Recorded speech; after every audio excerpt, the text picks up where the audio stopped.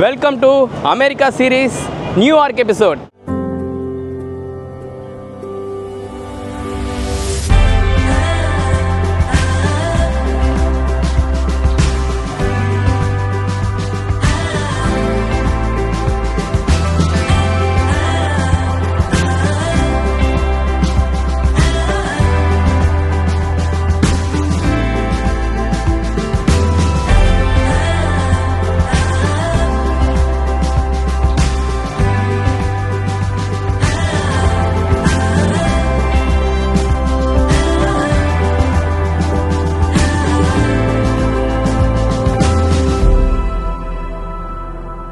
இன்றைக்கி அமெரிக்கா சீரீஸில் நம்ம வந்திருக்கிற இடம் பார்த்திங்கன்னா நியூயார்க்.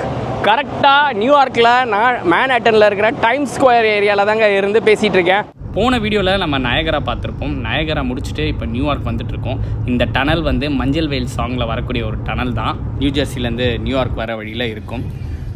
நியூயார்க்கில் வண்டி ஓட்டுறதே ஒரு தனி ஃபீல் தான். அங்கே பாருங்கள் எவ்வளோ பெரிய ஹைரைஸ் பில்டிங்ஸ்லாம் இருக்குன்ட்டு. அதுவும் டேலஸ் மாதிரி பெரிய பெரிய ரோட்ஸில் கம்மி டிராஃபிக்கில் ஓட்டிட்டு நியூயார்க்கில் கிட்டத்தட்ட நம்ம ஊரில் ஓட்டுற மாதிரி தாங்க இருக்கும் டிரைவிங். அதனால் கொஞ்சம் காஷியஸாக தான் ஓட்டணும். இருந்தாலும் சான்ஸே இல்லாத ஒரு வைப்பு. டைம்ஸ் ஸ்கொயர் ஏரியா வந்துட்டோம். இந்த ஏரியாவில் தான் ஹோட்டல் புக் பண்ணியிருக்கேன். ஆக்சுவலாக வேறு எங்கேயாவது புக் பண்ணிவிட்டு அங்கேருந்து ஊபர் பிடிச்சிட்டு இங்கே வரத்துக்கு பதிலாக காசு கொஞ்சம் எக்ஸ்ட்ராவாக இருந்தாலும் பரவாயில்ல, இதே ஏரியாவில் ஹோட்டல் புக் பண்ணோன்ட்டு தான் நான் ஹோட்டல் கரெக்டாக டைம்ஸ் ஸ்கொயர் ஏரியா பக்கத்துலேயே புக் பண்ணியிருக்கேன். இப்போ பார்க்குறீங்களா, இந்த தெருவில் தான் நம்ம ஹோட்டல் இருக்குது. இந்த தெருவில் தான் ஹோட்டல் இருக்குது. இதுதாங்க நாங்கள் தங்க போகிற ஹோட்டல், ஹோம் டு ஸ்வீட்ஸ். கரெக்டாக டைம்ஸ் ஸ்கொயர்லேயே நான் புக் பண்ணிட்டேங்க. ஒரு நாளைக்கு வாடகை பார்த்திங்கன்னா $220 வருங்க. பிரேக்ஃபாஸ்ட் கொடுக்குற ஒரு சில ஹோட்டலில் இதுவும் ஒன்று. ஹோட்டலோட லாபி இது தான். 44 ஃப்ளோர் கொண்ட ஒரு ஹோட்டல்ன்றதுனால கிட்டத்தட்ட 5-6 லிஃப்ட் தான் இருக்கும். லிஃப்ட் ஆக்சஸ் பண்ணுறதே வந்து ஒரு வித்தியாசமான ஒரு அனுபவம் தான். நீங்கள் எந்த ஃப்ளோர் போகணுமோ அதை இப்போ நீங்கள் சூஸ் பண்ணணும். நான் இருக்கிறது வந்து 33வது மாடி. ஸோ 33வது மாடியை சூஸ் பண்ணிவிட்டு என்னோடய ஆக்சஸ் கார்டை வச்சுட்டேன்னா அதுவே நான் எந்த எலிவேட்டர் எடுக்கணும்னு சொல்லிவிடும். இப்போ பார்த்திங்கன்னா PE8 எலிவேட்டர் போய் தான் நான் எடுக்கணும். ஸோ அந்த எலிவேட்டரை எடுத்துகிட்டு நான் வந்து என்னோடய ஃப்ளோருக்கு போயிடணும். ஒரு வழியாக லிஃப்ட்டில் ரொம்ப நேரம் வெயிட் பண்ணி ரூம் கிட்ட வந்துட்டோங்க. ரூம் கிட்ட ஒரு செம்ம சொதப்பல் என்னன்னு பாருங்கள். 3302 3304 இருக்கா? நம்மளோட ரூம் நம்பர் 3302. என்னடா அது 2 நம்பரு ஒரே டோர் இருக்குது அப்படின்னு சொல்லி ஆக்சஸ் கார்டு கொடுத்து பார்க்குறேன். டோரே ஓப்பன் ஆகலை. அதுக்கப்புறம் தான் தெரிஞ்சுது இது டோர், இதுக்குள்ளே 2 ரூம் இருக்குது. அதில் நம்மளோட ரூம் 3302. அதுக்கப்புறம் தான் இங்கே ஆக்சஸ் கொடுத்து உள்ளே போய் ரூமை கண்டுபிடிச்சேன். இப்போ ரூம் எப்படி இருக்குன்னு போய் பார்க்கலாம் வாங்க. ரூம்குள்ளே என்டர் ஆக போகிறோம். அடடா, என்னடா அது ஆரம்பித்த இடத்துலே முடியுது அப்படின்ற ஒரு ஃபீலிங் தாங்க இருந்தது ரூம் என்டர் ஆனோடனே. பட் வேறு வழி இல்லை. இது டைம்ஸ் ஸ்கொயர், உலகத்திலேயே ரொம்ப ரொம்ப விலை உயர்ந்த ஒரு இடம். ஒரு கொடுமை என்ன தெரியுங்களா, ஒரு தண்ணி பாட்டில் கூட வைக்க மாட்டாங்க. அதுதான் பெரிய பிரச்சனை. ஒரே ஒரு கிங் சைஸ் பெட்டு, அப்புறம் ஒரு table and chair, TV of course இருக்கும் வாலில். அதுக்கப்புறம் பாத்ரூம். நல்ல வேலை காமன் டாய்லெட் இல்லை, அது வரைக்கும் சந்தோஷம்தான். நான் கொடுத்த 20,000க்கு இதே எங்கள் ஊராக இருந்தால் எவ்வளோ பெரிய ஹோட்டலில் ஸ்டே பண்ணியிருப்பேன் தெரியுமா அப்படின்ற ஒரு தாட் எப்பயுமே அமெரிக்காவில் வருங்க. இதுதான் ரூம் டூர். என்னடா எவ்வளோ சின்ன ரூம் அப்படின்னு தானே பார்க்குறீங்க. டைம்ஸ் ஸ்கொயர் வந்து வேர்ல்டுலேயே ரொம்ப ரொம்ப ஒரு காஸ்ட்லியஸ்டான ஒரு பிளேஸுங்க. ஸோ இங்கே ஹோட்டல்ஸ்லாம் செம்ம காஸ்ட்லியாக இருக்கும். உதாரணத்துக்கு டோக்கியோ, அப்புறம் ஹாங்காங், இங்கெல்லாம் வந்து சொல்லுவாங்கள்ல சின்ன ஸ்பேஸே அவ்வளோ காஸ்ட்லின்ட்டு, அந்த மாதிரி தான் டைம்ஸ் ஸ்கொயரும்.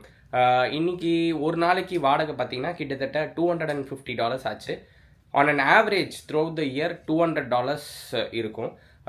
பீக் சீசனில் $400 வரைக்கும் கூட போக வாய்ப்பு இருக்குது. வேறு வழி இல்லை. உங்களுக்கு எக்ஸாக்ட் டைம்ஸ் ஸ்கொயர்லேயே ரூம் வேணும்னா $300க்கு இந்த மாதிரி ஒரு ரூம் தான் கிடைக்கும். இல்லை பெரிய ரூம் வேணும்னா அஃப்கோர்ஸ் இருக்கும், ஆனால் இன்னும் காஸ்ட்லியாக இருக்கும். $800,000 அதுக்கும் மேலெலாம் போகக்கூட வாய்ப்பு இருக்குது. அவ்வளோதான். ஸோ ரூம் பார்த்தாச்சு. அடுத்து கீழே போய் டைம்ஸ் ஸ்கொயர் பார்ப்போம். நியூயார்க்கே ஒரு தனி வைப்புன்னு தாங்க சொல்லணும். என்னன்னு கேட்டிங்கன்னா, ஒரு ஃபாஸ்ட் பேஸ் லைஃப் ஸ்டைல் மக்கள் நடுவில் இருக்கும். இப்போ நான் இருக்கிறது டேலஸ் பார்த்திங்கன்னா ரொம்ப ரிலாக்ஸ்டான ஒரு ஊர். முதல் யூஎஸ்ஏ வரவங்க டாலஸில் இருந்தாங்கன்னா நியூயார்க்கில் அட்ஜஸ்ட் ஆகிறதுக்கே ரொம்ப கஷ்டமாக இருக்கும். ஃபஸ்ட் டைம் நியூயார்க் வந்தீங்கன்னா டேலஸ் மாதிரி ஒரு காமான ஏரியாவில் இருக்கிறதுக்கே கஷ்டமாக இருக்கும். நியூயார்க் ஏன் வைப்புன்னு கேட்டிங்கன்னா, நியூயார்க் ஃபுல்லாக ஹை ரைஸ் பில்டிங்ஸ் இருக்கும் இல்லைங்களா. அந்த மாதிரி ஃபாஸ்ட் பேஸ் லைஃப் ஸ்டைலில் மக்கள் வந்து எங்கடா போகிறீங்க, எங்கே வரீங்க, எல்லாம் ஓடிக்கிட்டே இருப்பாங்க. காலையில் ஒரு காஃபி எடுத்துக்கிட்டு ஸ்ட்ரெயிட்டாக ஆஃபீஸ் போயிட்டு ஆஃபீஸில் வேலை பார்த்துக்கிட்டு திரும்ப ஒரு மெட்ரோ பிடிச்சி வீட்டுக்கு போகிறது, அந்த மாதிரி ஒரு சூப்பராக இருக்கும். அதே மாதிரி நியூயார்க்கில் இன்னொரு சுவாரஸ்யமான விஷயம் என்னென்னு கேட்டிங்கன்னா, இங்கே வாழக்கூடிய மக்கள் தாங்க. மீன்களில் நிறைய வகை இருக்குல்ல, அந்த மாதிரி மக்களில் இத்தனை வகையாக இருக்காங்களா அப்படின்றத இங்கே வந்தால் தான் உங்களுக்கு தெரியும். அவங்கவுங்க வேலையை பார்த்துட்டு போயிட்டு இருப்பாங்க. நீங்கள் என்ன பண்ணாலும் எவனும் கண்டுக்கவே மாட்டான். அதே மாதிரி மக்களில் பார்த்திங்கன்னா வெரைட்டிஸாக யாரா நீ எங்கேருந்து வந்திருக்க, எப்படி இப்படிலாம் இருக்கன்ற அளவுக்கு தான் ஒருத்தரும் ட்ரெஸ் பண்ணியிருப்பாங்க. அவங்களோட தோற்றம் இருக்கும். வித்தியாசமான வகையான மக்கள்லாம் இருப்பாங்க. அதே மாதிரி நியூயார்க்குன்னும் போது இது அமெரிக்கன்ஸ் இருக்கிற ஒரு ஊர் அப்படின்லாம் சொல்லவே முடியாது. உலகத்துலேருந்து எல்லா இடத்துலேருந்தும் மக்கள் நியூயார்க்கில் இருப்பாங்க. இன்ஃபேக்ட் ஒரு மினி வேர்ல்டு அப்படின்னு சொல்லலாம், அந்த அளவுக்கு மக்கள் இங்கே இருப்பாங்க. வாங்க இப்போ நம்ம டைம் ஸ்கொயரை நோக்கி நடப்போம். சுற்றி என்னென்ன இருக்குன்னு பார்க்கலாம். இப்போ நம்ம நின்றுட்டு இருக்கிறது தான் ப்ராப்பர் டைம் ஸ்கொயர் ஏரியா. இங்கே இந்த பின்னாடி படிக்கட்டுலாம் பார்த்தீங்கல்ல, இங்கே எல்லாரும் வந்து உட்காந்து ஒரு ஃபோட்டோ எடுப்பாங்க. இந்த இடத்துல பார்த்திங்கன்னா நிறைய விஷயங்கள் நடக்கும். உதாரணத்துக்கு ப்ரொட்டஸ்ட் பண்ணணுன்னா இங்கே பண்ணுவாங்க, இல்லை ஒரு சின்ன டான்ஸ் ஷோஸ்லாம் பண்ணி காசு எடுக்கணுன்னா எடுப்பாங்க. இந்த இடமே வந்து மக்கள் வந்து அவங்களோட மனசுக்குள்ளே இருக்கிற விஷயத்தை வெளிப்படுத்துறதுக்கு ஒரு மீடியமாக யூஸ் பண்ணிக்கிறாங்க. இப்போ வந்து இன்னும் இருட்டலைங்க, வெளிச்சம் இருந்துட்டு தான் இருக்குது. பட் ஆனால் ஹை ரைஸ் பில்டிங்ஸ்லாம் நிறைய இருக்கிறதுனால இந்த இடம் கொஞ்சம் டார்க்காக இருக்குது. ஆக்சுவலாக பார்த்திங்கன்னா இந்த இடத்துல இல்லாமல் நம்ம வெளியில் வந்தோன்னா நல்லாவே வெளிச்சம் தெரியும். பட் ஆனால் இருட்டாச்சு வச்சுக்கோங்களேன், நியூயார்க் ஒரு தனி வைப் தான். நைட்டு 2-3 மணி வரைக்கும் பார்த்திங்கன்னா இந்த இடம் இப்படி தான் இருக்கும். ஸ்ட்ரீட் ஃபுட்ஸ்லாம் பார்த்திங்கன்னா ஆக்டிவாக இருக்கும். மக்கள் வந்துக்கிட்டே இருப்பாங்க. எங்கேருந்து வரீங்க, எங்கேருந்து போகிறீங்க. இன்ஃபேக்ட் வருஷத்துக்கு கிட்டத்தட்ட 5 கோடி பேர் வந்து டைம் ஸ்கொயர் விசிட் பண்ணுறாங்க. அப்போ பார்த்துக்கோங்க, அதுவும் இந்த ஜூன் ஜூலை சீசன்லாம் வந்து பீக்கு. நம்ம எல்லாருக்கும் ஒரு பர்செப்ஷன் இருக்குல்ல, அமெரிக்கானாவே எல்லாரும் பணக்காரங்களாக இருப்பாங்க, கோட்டு சூட்டு போட்டுட்டு தான் சுற்றிட்டு இருப்பாங்கன்னு. நியூயார்க் வந்தீங்கன்னா அந்த தாட் ப்ராசஸை அப்படியே உடைக்குங்க. ஏன்னா நியூயார்க்கில் எடுத்துக்கிட்டிங்கன்னா எங்கே பார்த்தாலும் சொல்ல முடியாது, நிறைய இடத்துல பார்த்திங்கன்னா பிச்சை எடுத்துகிட்டு இருப்பாங்க, ரோட்டில் வரைஞ்சி காசு கேட்டுட்டு இருப்பாங்க, டான்ஸ் ஆடி காசு கேட்பாங்க, விதவிதமாக ட்ரெஸ் பண்ணிக்கிட்டு ஃபோட்டோ எடுத்துக்கிட்டு காசு கேட்பாங்க. இந்த மாதிரி எங்கே பார்த்தாலும் வறுமை ஒரு பக்கம் இருந்துக்கிட்டே தான் இருக்கும். அதே மாதிரி இன்னொரு பர்செப்ஷன் என்னென்னு கேட்டிங்கன்னா, அமெரிக்கானா க்ளீனாக இருக்கும், ஒரு இடத்துலையும் குப்பை இருக்காது அப்படின்லாம் தான் நினச்சிட்டு இருப்போம். நியூயார்க்லாம் பார்த்திங்கன்னா அவ்வளோ மோசமாக இருக்கும். யூஸ்வலாக இந்த பிளாகர்ஸ்லாம் வந்து நம்ம ஊர் தான் ஏதோ மோசமாக இருக்குது, எங்கே பார்த்தாலும் குப்பையாக இருக்குன்ற அளவுக்கு சீன் போடுவானுங்க. ஆனால் நியூயார்க்லாம் இப்போ கூட நான் நிற்கிற இடத்துல அந்த அளவுக்கு கஞ்சா வாசனை அடிக்குது, நிற்கவே முடியல, அவ்வளோ நாறுது. எங்கே பார்த்தாலும் குப்பை தான். ஆனால் ஒரு விஷயம் என்னென்னா, உடனே க்ளீன் பண்ணிவிடுவாங்க, அது அப்படியே இருக்காது. ஆனால் குப்பை எங்கே பார்த்தாலும் இருக்கும். கஞ்சா எங்கே பார்த்தாலும் விற்றுட்டு இருப்பாங்க, ஏன்னா நடுவில் வேறு லீகலைஸ் பண்ணிட்டாங்க. ஸோ அதனால் இந்த மாதிரி நிறைய இஷ்யூஸ்லாம் இருக்கும். நம்ம நினைக்கிற மாதிரி எப்படி அந்த வேட்டையாடு விளையாடல கமலும் ஜோதிகாவும் நடந்து வரும்போது அந்த கேமரா ஒர்க்லலாம் அப்படி இருக்கும்ல, நல்லா தான் இருக்கும், நான் இல்லைன்னு சொல்ல. பட் ஆனால் நம்மளோட பர்செப்ஷன் இப்படி இருக்கும்ல, நியூயார்க்னா எங்கே பார்த்தாலும் க்ளீன் அண்ட் நீட்டாக இருக்கும்னு. அப்படிலாம் கிடையாதுங்க, ரொம்பவே மோசமாக இருக்கும் நிறைய இடத்துல. இன்ஃபேக்ட் இந்த மாதிரி மெயின் ஸ்ட்ரீட்ஸ்லலாம் ஓரளவுக்கு நல்லாயிருக்கும், கொஞ்சம் சந்துக்குள்ளெல்லாம் போனீங்கன்னா பயங்கர மோசமாக இருக்கும்.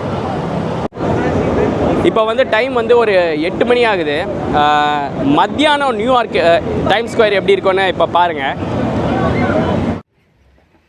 இப்போது மணி வந்து கரெக்டாக 1 PM-ங்க. வெயில் வந்து சுட்டெரிக்குது. இது வந்து கிட்டத்தட்ட ஜூன் ஜூலை அந்த டைம். ஸோ சம்மர் தான் நியூயார்க்கில். என்ன தான் பகலில் எல்லா பில்போர்ட்ஸும் ஆனாக இருந்தாலும் நைட்டில் அந்த பில்போர்ட்ஸ் கொடுக்குற அந்த கலர்ஃபுல்லான ஒரு அட்மாஸ்ஃபியர் வந்து அன்மேட்சபிள்னு தான் சொல்லலாம். பகலில் டைம் ஸ்கொயர் நல்லா தாங்க இருக்குது, ஆனால் நைட்டில் எக்ஸ்ட்ரா ஸ்பெஷல். டைம் ஸ்கொயர் செக்ஷன்லேருந்து கொஞ்சம் தள்ளி வந்துட்டோங்க. இங்கே வந்து பார்த்தா நம்மளை சுற்றி பல விதமான ஆஃபீஸ் பில்டிங்ஸ் இருக்குது. நம்ம கொஞ்சம் தலையை தூக்கி பார்த்தோன்னா வானமே தெரியாது, சுற்றி நம்மளை பில்டிங்ஸ் மட்டும்தான் கவர் ஆன மாதிரி இருக்கும்.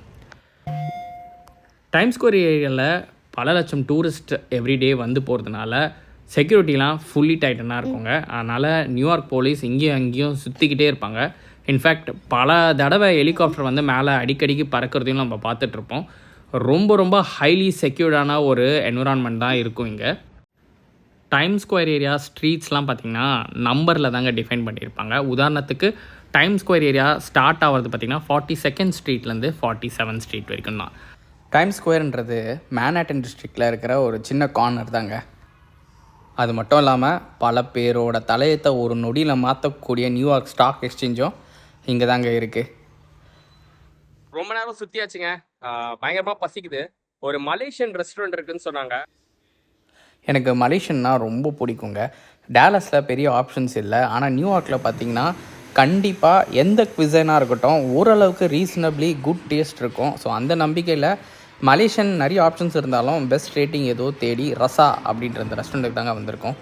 ஐஸ் செங்கோல் ஆர்டர் பண்ணியிருந்தேன். அதுக்கப்புறம் ஒரு shrimp fried rice, shrimp paste, அப்புறம் ஆங்கோவிஸ் நெத்திலி எல்லாம் போட்டு ஃபிஷ் சாஸ்லாம் போட்டு அல்டிமேட்டாக நான் மலேசியாவுக்கே கொண்டு போயிடுச்சுன்னு சொல்லலாங்க.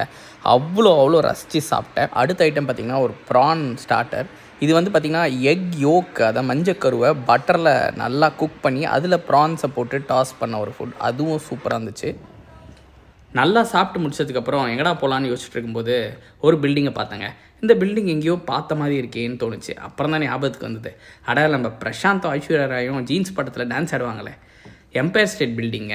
ஒரு காலத்தில் இது வந்து உலக அதிசயங்களில் ஒன்றா கருதப்பட்டுச்சுங்க.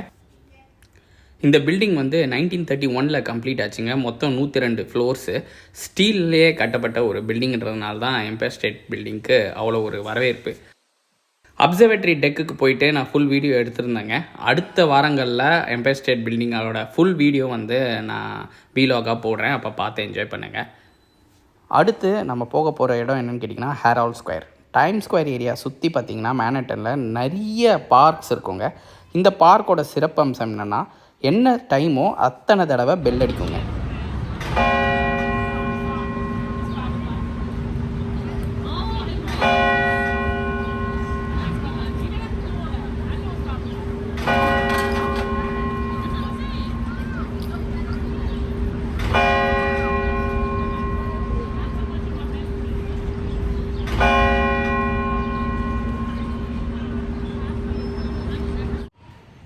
நியூயார்க்கில் அடுத்து ரொம்ப பாப்புலரான விஷயம் என்னென்னு கேட்டிங்கன்னா street food or food ட்ரக்ஸுங்க.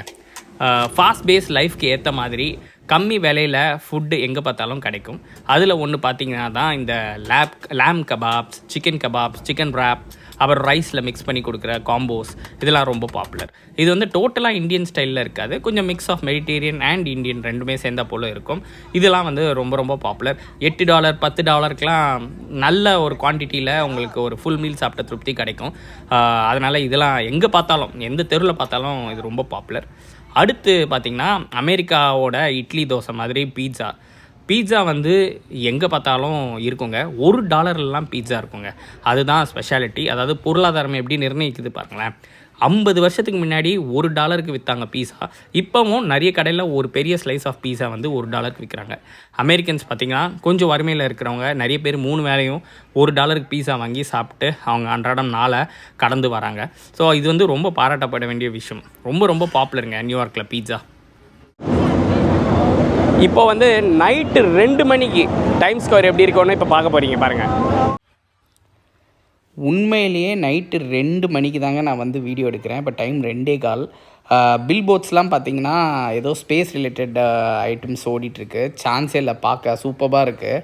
And street ஃபுட்லாம் பார்த்திங்கன்னா இன்னமும் ஓப்பனாக தான் இருக்குது. நிறைய கடைகள் ஓப்பனாக இருக்குது. கூட்டம் கொஞ்சம் கூட குறையலைங்க. ஈவினிங் எப்படி இருந்துச்சோ அதை விட ஒரு 20-30% தான் கம்மியாக இருக்குது. மற்றபடி செம்ம ஹாப்பனிங்காக இருக்குது. இதுதான் டைம்ஸ் ஸ்கொயர் ஏரியா. எப்பயுமே கூட்டம் இருந்துக்கிட்டே இருக்குங்க, குறையாது. இந்த டைம்ஸ் ஸ்கொயரில் இன்னொரு பாப்புலரான ஏரியா என்னென்னு பார்த்தீங்கன்னா ப்ராட்வேன்னு சொல்லுவாங்க. ப்ராட்வேனா நிறைய தேட்டர்ஸ்லாம் இருக்கும். தேட்டர்ன்ற போது பார்த்திங்கன்னா இப்போ கரண்ட்டாக ட்ரெண்டில் இருக்கக்கூடிய பெரிய பெரிய ஆக்டர்ஸ் கூட இந்த ஸ்டேஜ் ஷோஸ்லாம் வந்து பர்ஃபார்ம் பண்ணுவாங்க. இப்போ கூட பார்த்திங்கன்னா ஹாரி பாட்டர் ஷோஸ் வந்து ரொம்ப ஃபுல்லாக ஓடிட்டுருக்கு. எங்கே பார்த்தீங்கனாலும் நிறைய தேட்டர்ஸ் கட்டி வச்சுருப்பாங்க. மியூசிக்கல் கான்சர்ட்டு, ஸ்டேஜ் பிளேஸ்லாம் வந்து ரொம்ப ரொம்ப பாப்புலர். அவ்வளோ ப்ரில்லியண்ட்டாக இருக்கும். ஒரு ஸ்டேஜ் ஷோஸும் தாறுமாறாக இருக்கும்.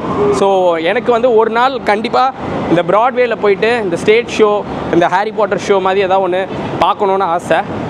கண்டிப்பாக நெக்ஸ்ட் டைம் வந்து யூஸ்வலாக வீட்டிலேருந்து யாராவது வந்தாங்கன்னா தான் இந்த நியூயார்க் வருமா, அதனால் ஒரு 2-3 நாள் கொஞ்சம் ஃபாஸ்ட் பேஸ்டாக இந்த வெக்கேஷன் போயிடுது.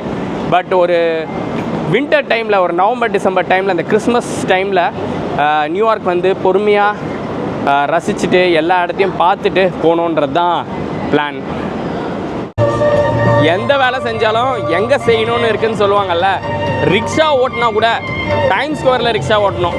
எவ்வளோ பேர் யங் ஸ்டூடெண்ட்ஸ், பொண்ணுங்க எல்லாருமே ரிக்ஷா ஓட்டிகிட்டு இருக்காங்க இங்கே. அஃப்கோர்ஸ் மோட்டரைஸ்டு ரிக்ஷா தான் வச்சுக்கோங்களேன். அதை நல்லா கலர்ஃபுல்லாக டெக்கரேட் பண்ணி அதை இவங்கெல்லாம் வந்து ரிக்ஷாவில் உட்காந்துக்கிட்டு ஒரு ஃபோட்டோ எடுக்கிறப்பா அப்படின்னு சொல்லிட்டு அது ஒரு வைபாக க்ரியேட் பண்ணிகிட்டு இருக்காங்க.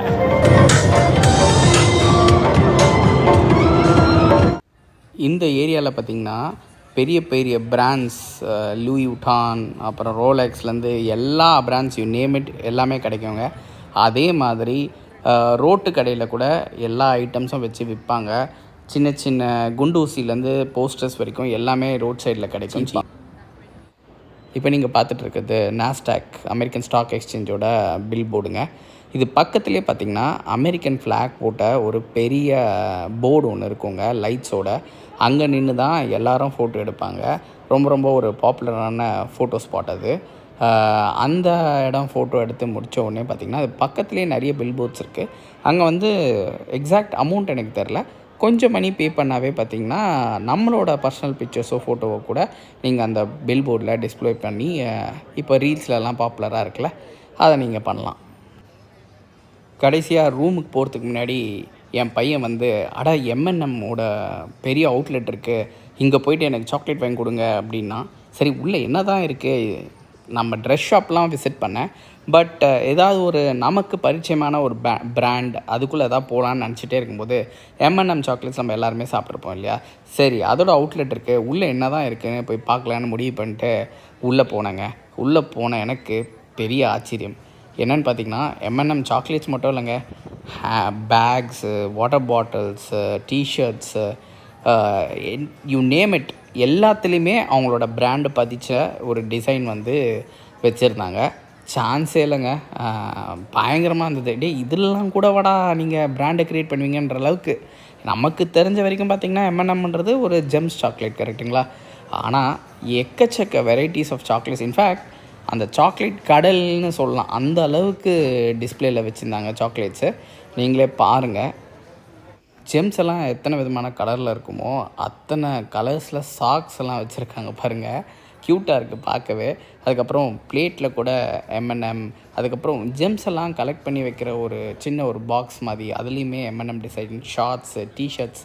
அகைன் ஒரு ஜெம்ஸ் எடுத்திங்கன்னா, அந்த M&M ஜெம்ஸ் எடுத்திங்கன்னா அதில் எத்தனை விதமான கலர்ஸ் இருக்குமோ அதே மாதிரி விதவிதமான கலர்ஸில் டிஷர்ட்ஸ்லேருந்து எல்லாமே அந்த கான்செப்டே அப்படி தான் இருக்குது. இன்னும் கலர்ஃபுல்லாக ஜெம்ஸ் இருக்கிற மாதிரி எனிதிங் யூ நேம் இட். நீங்கள் ஒரு டிஷர்ட்லேருந்து ஒரு ஹேர் பேண்ட் வரைக்கும் பார்த்திங்கன்னா அது கலர்ஃபுல்லாக தான் அந்த டிஸ்பிளேஸில் வச்சுருந்தாங்க. அது பார்க்கவே ரொம்ப அட்ராக்டிவாக இருந்துச்சு. கிட்ஸை ரொம்பவே அட்ராக்ட் பண்ணுற மாதிரி இருந்தது. பாருங்கள், பில்லோஸ் கூட பாருங்கள் அதே மாதிரி டிஃப்ரெண்ட் கலர்ஸ். அண்ட் இந்த ஜெம்ஸ் எல்லாம் பார்த்திங்கன்னா இப்படி தாங்க அடுக்கி வச்சுருக்காங்க.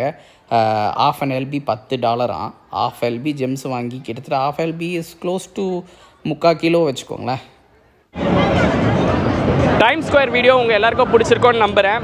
நியூயார்க் சீரீஸில் அடுத்த எபிசோடில் நம்ம Brooklyn Bridge and Statue of Liberty போய் பார்ப்போம்.